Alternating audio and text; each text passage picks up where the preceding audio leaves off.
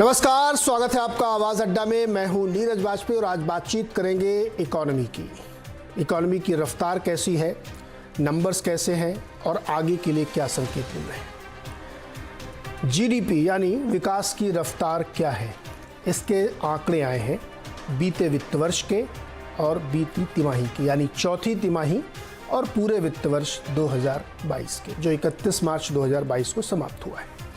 8.7% की ग्रोथ वित्त वर्ष 2022 में देश ने हासिल की है।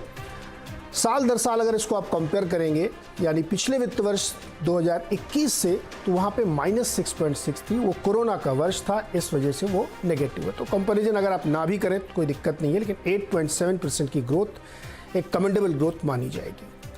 चौथी तिमाही की ग्रोथ भी देखना ज़रूरी है, क्योंकि सीक्वेंशियल हम लोग देखते हैं तो 4.1% आई है।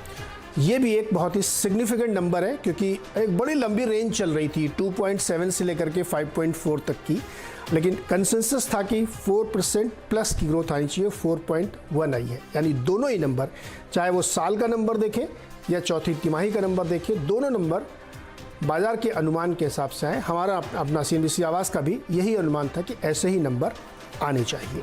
तो एक ग्रीन सिग्नल ग्रोथ के लिए मिलता दिख रहा है, लेकिन ये इतिहास है, ये बात नहीं भूलना चाहिए कि जो ग्रोथ के नंबर्स हम देख रहे हैं ये पिछले वर्ष के हैं, पिछली तिमाही के हैं, और सबको समुच्चय जोड़ दें तो मार्च तक के नंबर हैं। मार्च के आगे की कहानी थोड़ी बदली हुई है, लेकिन तीसरी तिमाही और चौथी तिमाही के नंबर्स को देखना बहुत ज़रूरी है।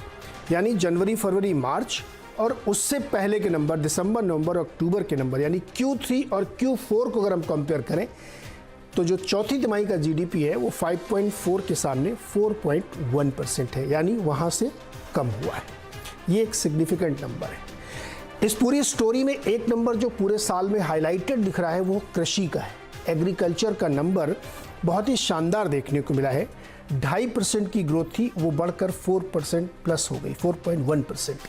पूरे साल की ग्रोथ 3% की है।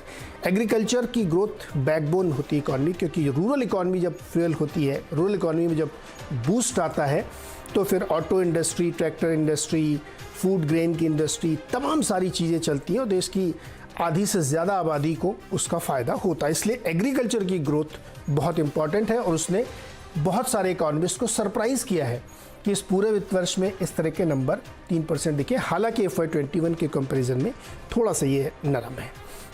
इसके अलावा इलेक्ट्रिसिटी की ग्रोथ भी बहुत ही ज़बरदस्त रही है, जो कि बढ़ के आई है, 4.5% हो गई है क्वार्टर ऑन क्वार्टर। मैं ये सारे नंबर जो आपको बता रहा हूँ ये तिमाही दर तिमाही में कंपेयर कर रहा हूँ। ये नंबर बहुत अच्छा है। कंस्ट्रक्शन का नंबर तिमाही दर तिमाही अगर आप देखेंगे तो वो -2.8 से 2% पे आ गया है पॉजिटिवली। ये भी एक अच्छा है।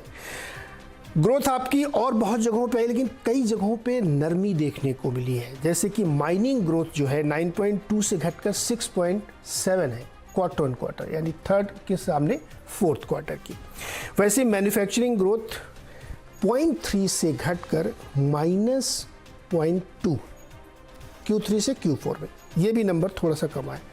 ट्रेड एंड होटल का पूरा नंबर अगर आप होलिस्टिक देखेंगे साल भर का तो बहुत ही रोबस्ट नंबर है, लेकिन क्वार्टर ऑन क्वार्टर ये 6.3 से घटकर 5.3 आया है।